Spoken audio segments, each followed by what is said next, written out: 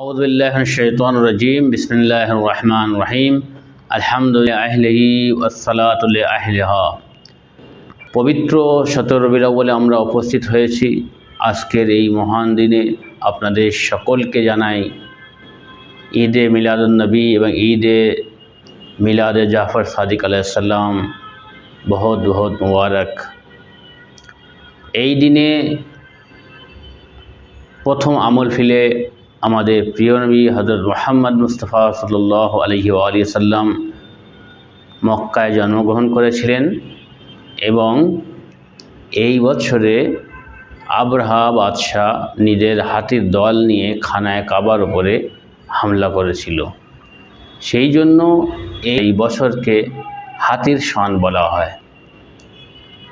সেখান থেকে হাতির সন থেকে শুরু হয় বছরের গণনা। তারপরে দ্বিতীয় আমল ফিল অর্থাৎ দ্বিতীয় হাতির সন, তৃতীয় হাতির সন, এইভাবে হাতির সন হয়ে আস্তে আস্তে তারপরে হিজরি, রাসূলুল্লাহ হিজরত করার পরে হিজরি শুরু হয়। তো প্রথম আমল ফিলে হযরত মুহাম্মদ মুস্তাফা সাল্লাল্লাহু আলাইহি ওয়া সাল্লাম জন্মগ্রহণ করেছেন মক্কাতে। আর 30 আমল ফিলে আমাদের প্রথম ইমাম হযরত আলী ইবনে আবি তালিব আলাইহিস সালাম খানায় কাবার মধ্যে জন্মগ্রহণ করেছেন। অর্থাৎ 30 বছরের ছোট ছিলেন হযরত আলী আলাইহিস সালাম রাসূলুল্লাহ সাল্লাল্লাহু আলাইহি ওয়া সাল্লামের থেকে।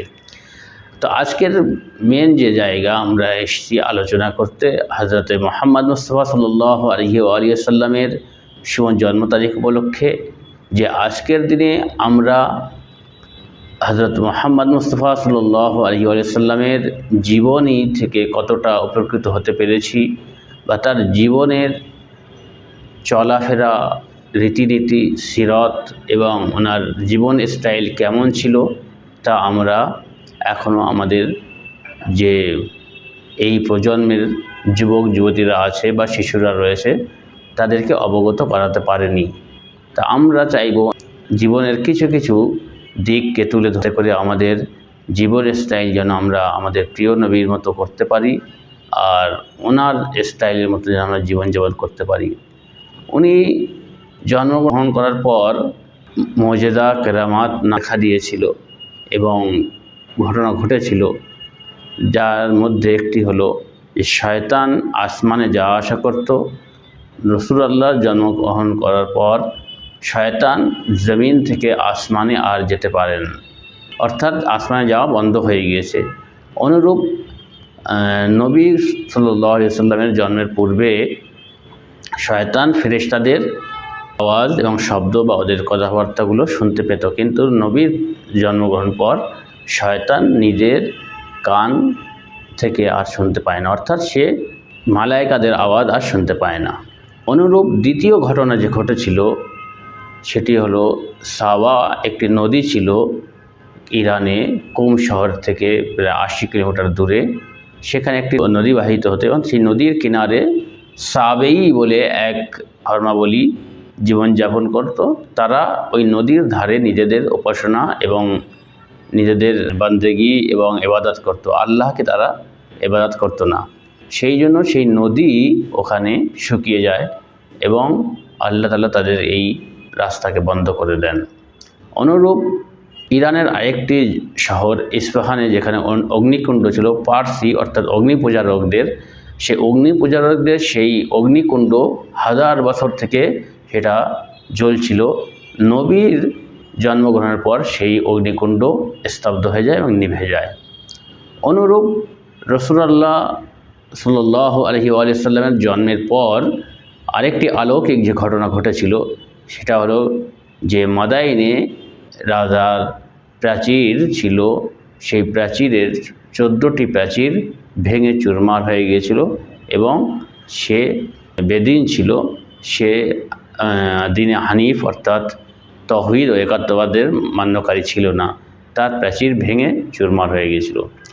অনুরূপ খানায় কাবা অর্থাৎ আজকের যে কাবা শরীফ রয়েছে আল্লাহর ঘর, সেখানে যত মূর্তি ছিল এবং তার বাইরে চারিদিকে মূর্তি স্থাপিত করে রেখেছিল মুশরিকরা, যারা মূর্তি পূজারক ছিল, সেই মূর্তিগুলো সব কিছু নিজের মূল থেকে অর্থাৎ ভেঙে মূল থেকে উপড়ে একদম মুখ হয়ে পড়েছিল এবং সব ভেঙে চুরমার হয়ে গিয়েছিল। অর্থাৎ শিরকের যত জিনিস ছিল, কুফরের যত জিনিস ছিল এবং শয়তানের যে আসমানে যাওয়া আসা এবং মালায়েকাদের কথাবার্তা শোনার যে খোলা ছিল, সেগুলো সব আল্লাহ তাআলা নবীর জন্মের পরে সব বন্ধ করে দেন। এবং এটা বলতে চান যে একত্ববাদের ঘণ্টা বেজে উঠেছে, অর্থাৎ নবী আসবেন, একত্ববাদের প্রচার করবেন, তাওহীদের প্রচার করবেন এবং তাওহীদ ছাড়া যত শিরক ও কুফর, অন্যদেরকে সূর্য, নদী কিংবা অন্য অগ্নি এবং আল্লাহ ছাড়া অন্য যাদেরকে পূজা করা হচ্ছে, উপাসনা করা হচ্ছে, ইবাদত করা হচ্ছে, বান্দেগী করা হচ্ছে, দাসত্ব করা হচ্ছে, সব কিছু তাদের জন্য বন্ধ হয়ে যাবে। ধীরে ধীরে হলেও একদিন বন্ধ হবে। নবী এসছেন রাহমাতুল লিল আলামিন, অর্থাৎ রহমত হয়ে এসছেন।